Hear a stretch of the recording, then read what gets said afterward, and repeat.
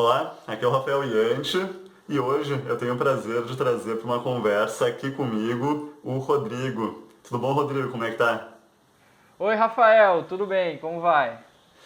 Por aqui tá tudo certo. Melhor agora que a gente está conseguindo gravar essa entrevista. A gente teve aqui alguns problemas técnicos, mas isso não nos impede de fazer mais uma vez e fazer essa entrevista.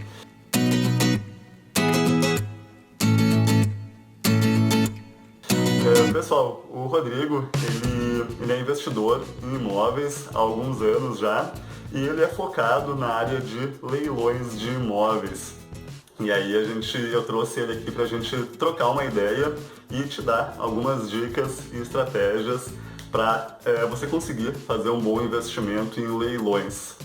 Rodrigo, começa contando para nós quem tu é e como que começou, como que tu entrou nessa área de investimento em leilões.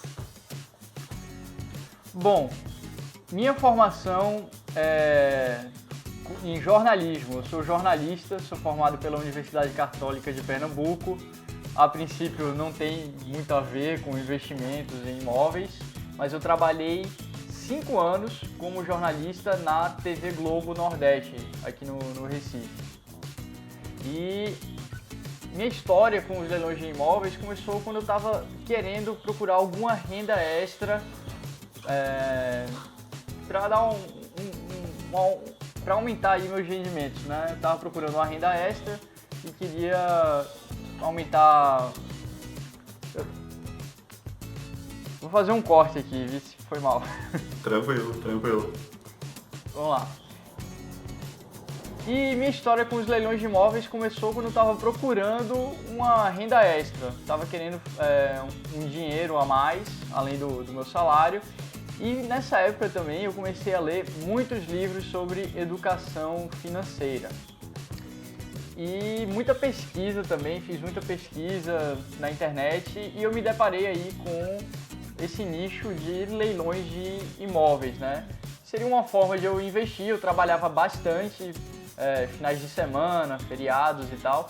Era uma maneira que eu encontrei de poder investir sem necessariamente estar tendo que me dedicar, digamos que 24 horas a isso, né? E desde 2012 eu comecei a frequentar vários leilões, conversar com leiloeiros, advogados, outros investidores. E aí foi a porta de entrada, né? Eu comecei a pesquisar em 2012 e desde então eu não parei mais. Show de bola, show de bola. E quando que tu fez realmente o teu primeiro investimento em leilões? Então tu nos contou aqui que lá em 2012 tu começou a pesquisar sobre isso. Quando que tu fez realmente o primeiro investimento? Pois é, eu só fui fazer o primeiro investimento assim, de fato, em meados de 2014. Mas assim, antes disso, eu tentei arrematar outros imóveis que eu não consegui, né, arrematar. Outras pessoas deram lances maiores que o meu. Mas esse período de 2 anos foi um tempo também que eu estava ali empenhado em construir uma poupança, né? Já para também ter um aporte maior para fazer esse investimento. E aí tudo deu certo em 2014, eu já tinha dinheiro guardado e eu também tinha um carro que eu tinha quitado há pouco tempo. Vendi esse carro e usei o dinheiro do carro já para dar de entrada no imóvel e financiei. Foi um imóvel pela Caixa Econômica Federal, né? Então tinha a possibilidade de usar o financiamento. Entendi. E quanto que tu deu de entrada nesse imóvel e quanto que tu pegou de financiamento para fazer essa compra? Olha, a entrada foi R$ 15.500, né? E o financiamento foi 135 mil, totalizando aí R$ 150.500. Tá, entendi. E quanto que tava valendo mais ou menos esse imóvel que tu comprou naquela época, lá em 2014? Olha, naquela época, né, quando eu fui comprar um imóvel, antes eu tinha ido lá no prédio, visitar o prédio, tinha gente querendo vender o imóvel por até 350 mil, o mesmo imóvel, 300 mil. Claro que eu vi que estavam pedindo de mais. Então, eu analisei lá que naquela época, por 250 mil, eu conseguiria vender o imóvel, por 250. O que ia dar aí uma margem bruta, né, de uns 100 mil reais praticamente. Perfeito, perfeito. Essa margem bruta que o Rodrigo falou aqui é em relação aos 150 mil, mais ou menos, que ele estava comprando e o valor que ele conseguiria vender de 250 mil. Só que tem vários outros custos nesse negócio, né, Rodrigo? Nos fala um pouco mais em relação a isso, porque provavelmente teve custos extras que tu teve e talvez esse teu lucro de 100 mil não foi bem de 100 mil, né? Não, com certeza não. Bom, minha formação é jornalista, eu não sabia muito do mercado imobiliário, era um campo que eu estava começando a explorar, né? E aí, uma série de fatores foram, digamos que, ceifando aí as minhas expectativas de lucro, né? Começando que, quando eu ganhei a concorrência pública, para deixar claro, na Caixa Econômica você tem leilões e concorrências públicas, nesse caso foi uma concorrência pública, coincidiu que, poucos dias depois, eu estava com uma viagem de férias programadas há mais de um ano e eu não queria perder essa viagem de jeito nenhum. Então eu contratei uma pessoa para me assessorar e para poder resolver tudo para mim, para uma pessoa que já trabalhava com isso. Isso daí já trouxe aí um custo para mim, certo? Eu acho que entre 8 e 10 mil reais por essa assessoria, certo? E aí, outra coisa que eu não analisei direito era que o imóvel, beleza, ele daria para ser vendido por 250 mil na época da euforia, digamos que em 2012, 2013. 2014 estava começando a crise econômica, começando. Então, eu peguei o imóvel, né, comprei ele, até então achava que tinha comprado por um preço bom, e coloquei para vender, eu acho que no começo de 2015. Em questão de pouco tempo, né, a Caixa Econômica Federal já diminuiu a alíquota de financiamento de 90% para 50%. Então isso trouxe um impacto muito grande na venda de imóveis, né? Então eu vi que eu tinha que vender esse imóvel rápido, senão talvez eu não iria conseguir gente com cartas de crédito ainda aprovada para poder realizar a compra do imóvel, tá me entendendo? Entendo, entendo.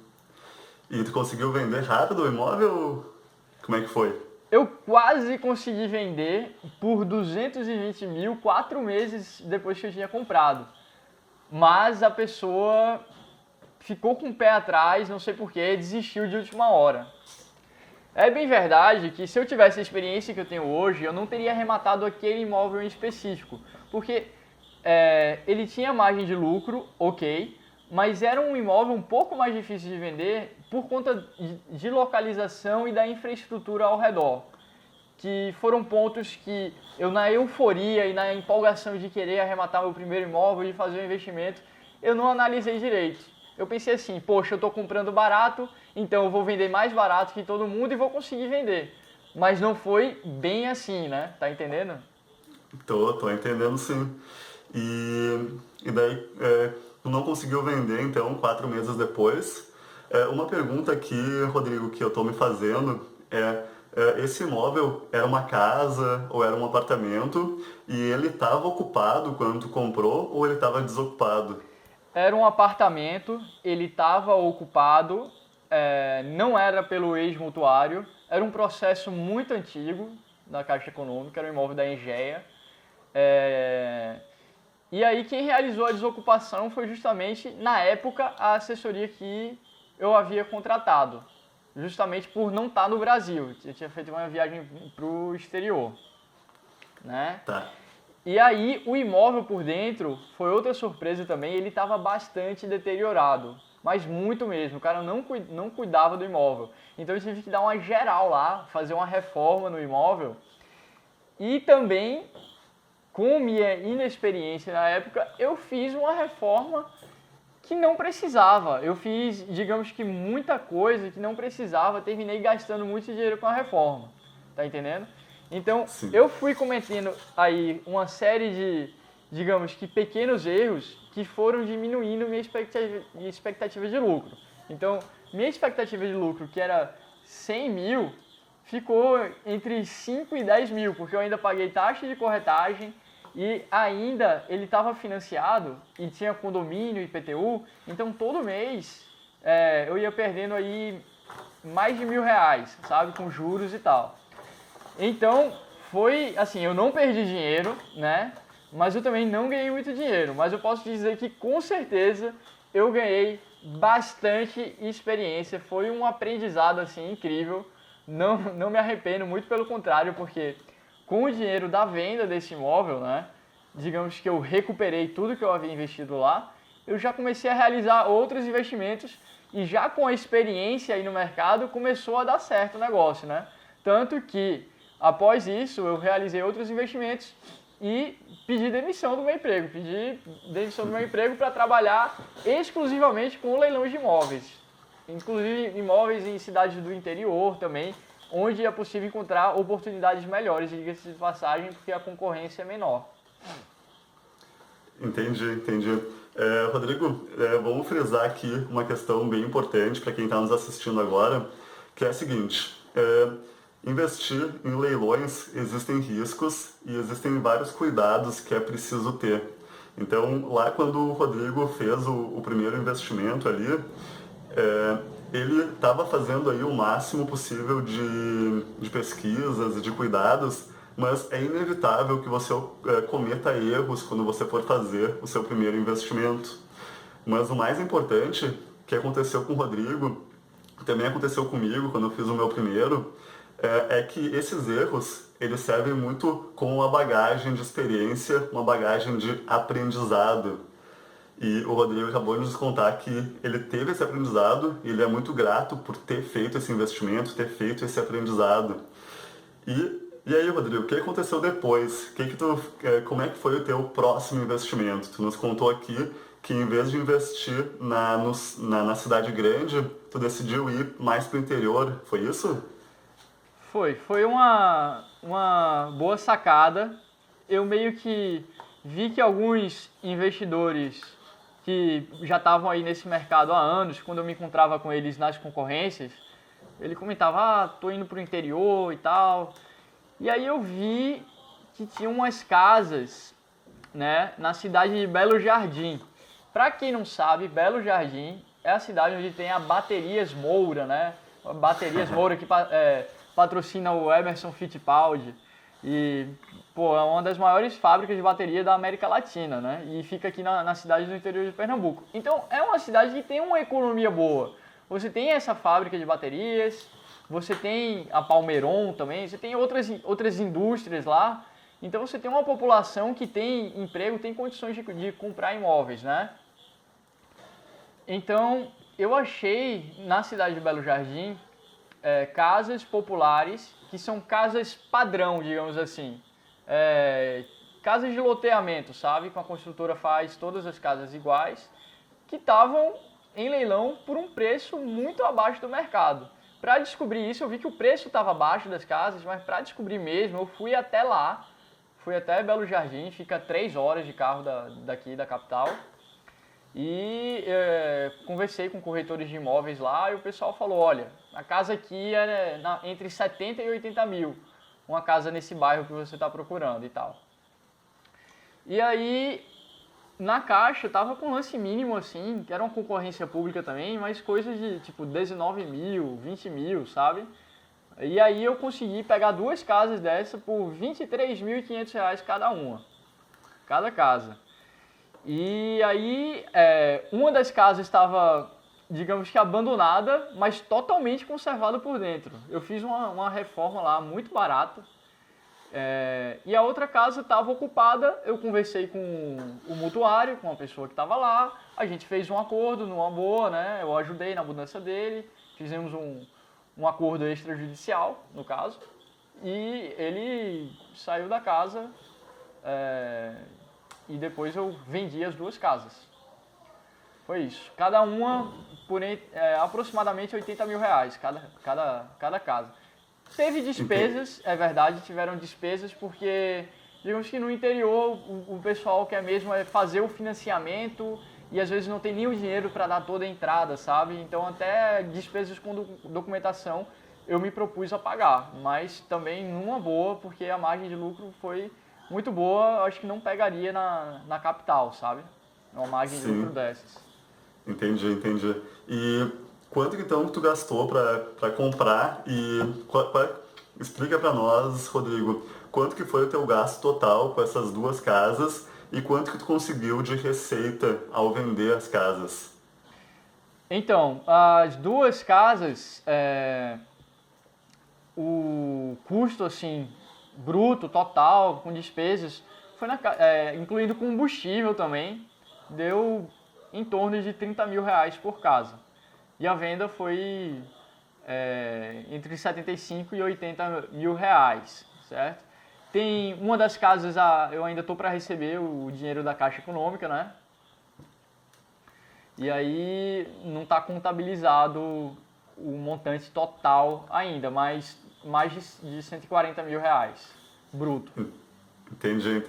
Então, basicamente, tu conseguiu fazer um investimento com um custo inicial de aproximadamente 30 mil reais e conseguiu vender cada uma das casas por 75 a 80 mil. Então, basicamente, tu dobrou o teu capital em alguns meses. Poderíamos dizer isso? Podemos dizer que dentro de 7 a 8 meses. 7 a 8 meses conseguiu dobrar o teu capital. Pô, bem interessante. E, Rodrigo, me explica agora, provavelmente o pessoal que está nos ouvindo aqui, ele entende o que é um leilão, ele entende que os leilões acontecem quando a pessoa não consegue pagar um financiamento, por exemplo, e aí o banco retoma esse imóvel e põe para vender em um leilão. Mas talvez a pessoa que está nos ouvindo agora não entende o que é uma licitação pública. Como é que funciona as licitações da Caixa? Bom, você tem os leilões, né, que é o mais conhecido, que você levanta a plaquinha ou levanta a mão, dá o lance, tem o leiloeiro, né? Pode acontecer de forma presencial ou pela internet. E você tem também vários leiloeiros também, só para citar, tem o Zuckerman, Leilão VIP, tem vários leiloeiros que vendem imóveis de várias instituições financeiras. E tem os leiloeiros também que trabalham com os leilões da Caixa, né? A Caixa Econômica, ela tem uma particularidade. Na verdade, a Caixa Econômica, eu diria que é uma bela porta de entrada para quem quer começar a investir em leilões extrajudiciais, porque traz uma série de facilidades. Você pode usar o FGTS, pode usar o financiamento imobiliário. A Caixa detém a maior carteira de imóveis retomados, 70% dos imóveis que são retomados são da Caixa Econômica. Isso daí acontece porque a maior parte dos financiamentos também é realizado pela Caixa Econômica Federal. Então é muito provável que na cidade da pessoa que está assistindo essa entrevista tenha, nesse momento, imóveis indo para leilão pela Caixa Econômica Federal. E a Caixa também tem essa particularidade das licitações de concorrência pública, né? A concorrência pública está prevista na Lei 8.666. Funciona como um leilão, digamos que às cegas. Você não está vendo o seu concorrente lá na hora, né? Como é que funciona a concorrência pública? A Caixa Econômica, ela marca um prazo para você enviar as propostas dos imóveis que estão indo para a concorrência pública. Então, digamos que tem um apartamento com a proposta mínima é 100 mil reais, certo? Então, ela marca um período aí de geralmente 30 dias para receber essas propostas de pessoas que estejam interessadas em comprar esse apartamento. Quem der o maior valor, o valor mais interessante, leva o imóvel. Para você ter ideia, eu já participei de uma outra concorrência pública da Caixa que eu não levei o imóvel por causa de 5 mil reais. Né? Só 5 mil? Só 5 mil. E se fosse num leilão, isso não aconteceria, porque o leilão você tem aquela concorrência ali cara a cara, ao vivo, tem aquela adrenalina, aquela disputa. Na concorrência pública, não. Você pode dar uma proposta do imóvel de 100, falar, vou pegar esse imóvel de todo jeito, dar 150 e você ser o único licitante, ou você pode dar R$100,01 e levar o imóvel do cara que deu 100 mil, tá entendendo? Tem um dia marcado para abrir essas propostas, a abertura dos envelopes. E aí quem quiser aparecer lá, pode ir lá na gerência de alienação de imóveis da Caixa Econômica Federal e ver a abertura desses envelopes. Então é bem engraçado. Tem gente que coloca valor assim, sei lá, R$132.073, para não ter perigo de alguém empatar a proposta, sabe? Sim, sim. Eu te confesso que eu já fui em umas 2 ou 3 licitações e é bem interessante porque tu basicamente envia uma carta, né? Tu leva uma carta lá para a Caixa dizendo o lance que tu quer colocar, que tu quer dar no imóvel. E tu pode te dar muito bem, conseguindo um valor muito barato, ou tu pode te dar muito mal, ofertando um valor muito alto e ninguém mais concorre contigo. Então é um jogo de tentar descobrir qual que é o valor mais baixo que tu vai ofertar e ainda assim vai conseguir ganhar aquela concorrência, né? Pois é. Assim, eu particularmente, eu sempre tento colocar assim, um valor que... Não um valor que seja baixo, mas um valor pensando assim, no retorno desse investimento. Vai ser um retorno bacana se eu conseguir ganhar por esse valor? Tá bom, então é o valor que eu vou colocar. Se eu perder, tudo bem. Sempre está tendo concorrência. Sempre está tendo outras licitações. Sempre estão tendo oportunidades, tá entendendo?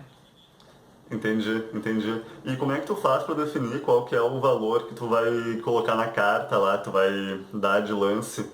Como é que tu descobre o valor de mercado e daí tu coloca um desconto de 30, 40, 50%? Como é que tu faz? Cara, não tem receita de bolo, né? Assim, eu penso muito no retorno. Se eu não conseguir, tudo bem.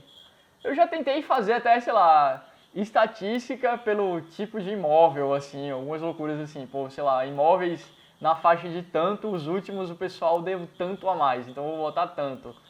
Mas é aquele negócio, né? É muito imprevisível. Não tem como saber. Pode ter uma concorrência pública que não apareça ninguém, pode ter uma concorrência pública que apareça um monte de gente. Sim, É como entendi. leilão, é como leilão também. Você pode aparecer num leilão lá presencial e você ser a única pessoa lá no auditório, o único arrematante, né? Sim, mas a minha pergunta, Rodrigo, é assim, ó. Imagina que tem um imóvel que está em uma concorrência pública por um valor de 200 mil, vamos supor. Na verdade, tu sabe que esse imóvel vale 200 mil, mas vamos supor que o lance inicial esteja em 100 mil, o valor mínimo que tu pode dar. Como é que tu descobre qual que é o valor, mais ou menos, que tu vai colocar ali? Tu vai colocar 130, 140? Ah, sim, eu tô entendendo. Olha, é interessante para leilão extrajudicial, você pode conseguir até 50% ou até mais, né? Nessa minha experiência eu consegui bem mais que isso, mas é raro. Geralmente 60% estaria bom, né? Então, sei lá, 60% de 200 mil daria 120 mil, não é isso? Eu acho que Isso aí. nessa casa daí. No máximo 120, 125. Olha lá. Tá entendendo? Mas Entendi. outras coisas têm que ser analisadas, né? Ver a liquidez do imóvel. Eu acho que isso é muito interessante. É um aspecto importantíssimo. É você saber a liquidez do imóvel. Será que você vai conseguir vender esse imóvel realmente rápido? Porque às vezes é bom, você pode ter até uma margem de lucro um pouco menor, né? E você fazer 2 operações do que você ter uma margem de lucro maior e ficar ali encalhado com aquele imóvel, sabe? Sim. E como é que tu faz para verificar a liquidez do imóvel? Para quem não sabe, a liquidez é o quão rápido o imóvel pode ser vendido. Como é que tu faz, Rodrigo, para verificar isso? Bom, quando eu saí do meu emprego, né, na TV Globo, eu me formei, fiz o curso de TTI, né, que é Técnico de Transações Imobiliárias. Hoje eu sou corretor de imóveis. E aí eu vivo o mercado, né? Além de trabalhar com leilões de imóveis para investimento, eu também tô todo dia, né, ali no mercado, vivenciando o mercado. Então, hoje eu tenho uma noção muito melhor da liquidez, né, e do valor que conseguiria colocar. Mas basicamente é você pegar um imóvel de uma região, né, fazer o comparativo com outros imóveis que estejam ali perto, ver qual é o valor deles.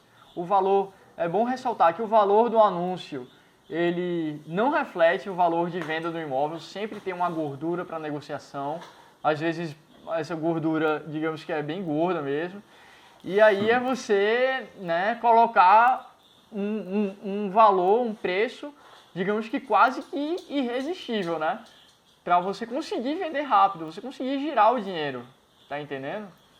Eu fiz isso inclusive nas casas de Belo Jardim. Compradores, um comprador começou a falar, mas tem tal casa por tanto e tal casa por tanto. Eu falei, olha, eu boto por tanto a menos do que todas as outras casas e eu ainda pago o seu aluguel, que ele tá falando, que eu moro de aluguel, eu tenho que pagar a multa. Eu falo, eu pago a multa do seu aluguel também, entendeu? Eu consegui vender a casa. Mas eu podia fazer isso que eu tinha margem, né? Sim, sim. E essa margem que tu tinha, tu conseguiu porque tu usou uma forma não convencional de fazer essa compra, né? Se tu não comprasse em leilão, talvez tu não tivesse essa margem toda para poder baixar um pouco o valor. Não, certamente não, né? Certamente não. Assim, eu sou corretor de imóveis, né? Eu trabalho também com o público focado que quer comprar a casa para moradia. E você comprar a casa para moradia é totalmente diferente de você investir em imóveis. É bom deixar isso bem claro. Eu acho que tem muita gente, assim, que tem uma casa própria, né? E quer vender, supervaloriza a casa, achando que vai conseguir ganhar muito dinheiro. O que acontece é que às vezes o imóvel fica encalhado por um bom tempo, né? Quem investe em imóveis procura justamente o que você falou, métodos não convencionais. E você comprar um imóvel no mercado, a não ser que você compre de um vendedor motivado, digamos assim, uma pessoa que está precisando vender aquele imóvel, vai estar disposta a vender por um preço bem abaixo. Fora isso, só com leilão de imóveis ou construindo algum imóvel, né? Fora isso, você vai ter que esperar muito tempo para o imóvel valorizar. Ou você ter alguma informação na prefeitura, sei lá, vai construir algum empreendimento novo que vai transformar o bairro, né? Coisas assim. Ou em épocas de boom imobiliário, como a gente viveu, né? Mas fora isso, investimento em imóveis, você tem que, né, ir pelo caminho, não pelo caminho que todo mundo vai, né? Mas pelo caminho que poucos se aventuram a ir, né?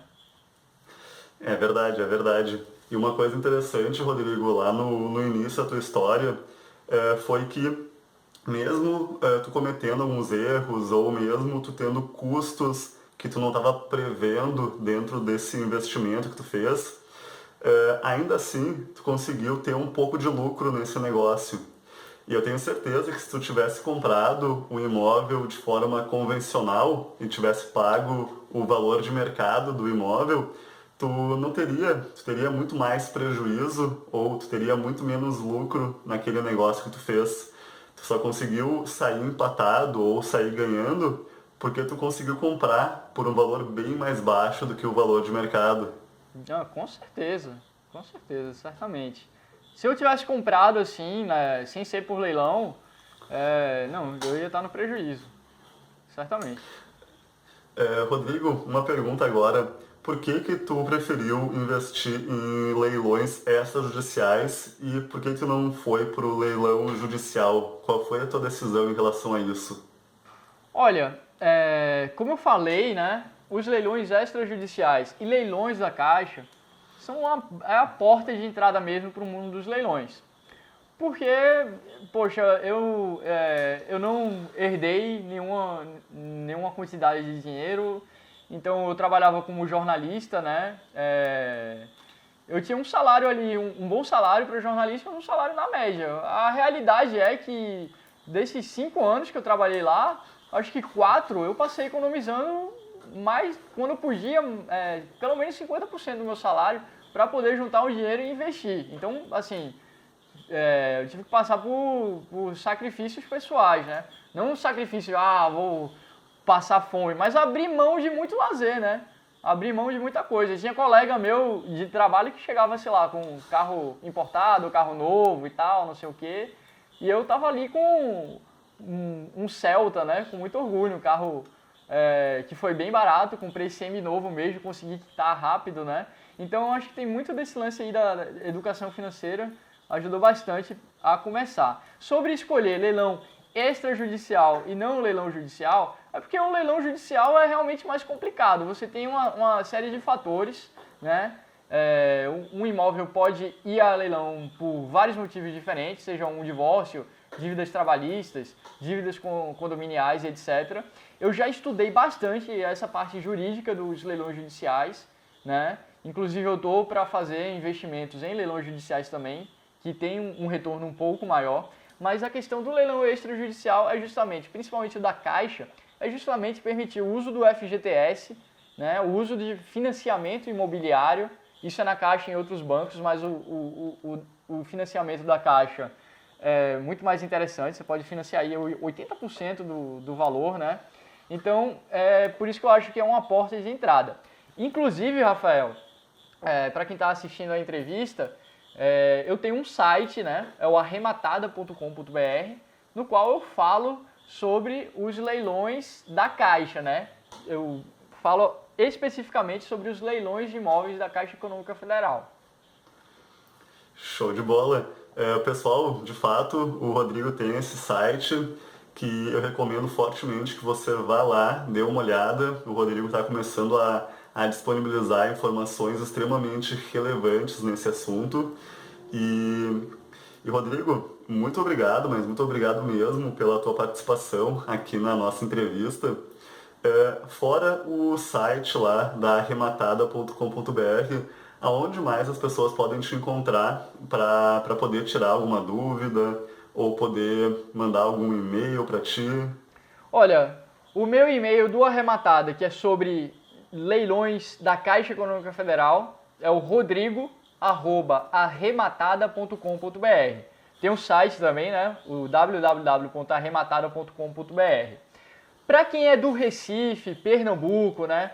Ou da região, meu site é o www.rgoes.com.br. É o site do meu perfil profissional como corretor de imóveis, que eu também disponibilizo várias dicas e artigos para quem quer comprar um imóvel, quer vender um imóvel, quer alugar o seu imóvel, certo? Show de bola, show de bola. Pessoal, mas então é isso. Essa aqui foi a nossa entrevista de hoje. Se você gostou dessa entrevista, deixa aqui embaixo um comentário nos dizendo o que você achou. Curte o vídeo se você gostou. Se não gostou, descurte e deixa o comentário me dizendo por que você não gostou. Rodrigo, se tu quiser deixar algum último recado aí para quem está começando a investir e quiser entrar nessa área de leilões, o que tu poderia dizer para ele? E se quiser dar um tchau aí também, fique à vontade. Bom, na verdade eu tenho duas coisas para falar para quem quer começar a investir em leilões de imóveis. A primeira é ter persistência, né? Comigo, não foi nem no primeiro leilão que eu participei que eu consegui arrematar o imóvel que eu queria. Muito pelo contrário, eu fiquei 2 anos aí tentando o primeiro imóvel, arrematar o primeiro imóvel. E também não foi nem no primeiro imóvel que eu arrematei que eu tive lucro, né? Então, assim, eu tive várias razões para desistir disso daí. E eu tô colhendo frutos muito interessantes. Então, seja em leilões de imóveis ou como tudo, é importante ter persistência. E outra dica muito importante, muito valiosa, é que as melhores oportunidades estão onde poucas pessoas conseguem enxergar, né? Estão nos caminhos não convencionais. Se você for com a manada, se você for para onde todo mundo está indo, você vai ter os mesmos resultados de todo mundo, né? Você vai ter ali resultados medianos. Então é preciso ter um pouco de ousadia, é preciso enfrentar riscos, né? Leilão de imóveis, é bom salientar, não é só mil maravilhas, você tem riscos também, pode acontecer do mutuário não querer sair. Claro que você tem os dispositivos legais para você também conseguir a desocupação na justiça, isso não demora muito tempo. E se por acaso o mutuário ganhar a ação por qualquer razão, a instituição financeira tem que devolver todo o dinheiro que você investiu com correção monetária. É bom salientar isso, né? Mas tem os riscos, você pode ficar com o dinheiro congelado. Mas é importante enfrentar esses riscos, é importante você seguir o caminho que poucas pessoas seguem, né? Se você está dentro dos leilões de imóveis, não é mais interessante você procurar aquele imóvel que nem todo mundo está olhando, em vez de ser aquele imóvel, digamos que se fosse aqui no Recife, na Avenida Boa Viagem, né, que tá um imóvel de 1,5 milhão que está por 700 mil, vai chover de gente querendo comprar. É mais interessante você ir para o interior, onde pouca gente quer ir, quer se deslocar ou que nem procura saber, né, dessas informações. Então é isso que eu tenho a dizer. Eu queria agradecer aqui ao Rafael Jantzky, né, pela oportunidade, pelo espaço. Parabenizar você também, Rafael, pelo seu trabalho, que é muito interessante. Educar Imóveis é muito bacana, eu acompanho, eu sigo, assino o seu canal, já vi vários vídeos muito interessantes, você está de parabéns pelo trabalho. E é isso. Obrigado, então, Rodrigo. Valeu aí pelas palavras finais. Eu concordo com tudo que tu disse aqui no final. Persistência é realmente muito importante e seguir caminhos não convencionais. Fechou com chave de ouro. Pessoal, deixa aqui embaixo um comentário nos dizendo o que tu achou. Curte o vídeo e a gente se vê de novo na próxima entrevista ou no próximo vídeo. Até mais, Rodrigo. Até mais, Rafael. E acesse o arrematada.com.br. Isso mesmo. Até mais. Tchau, tchau.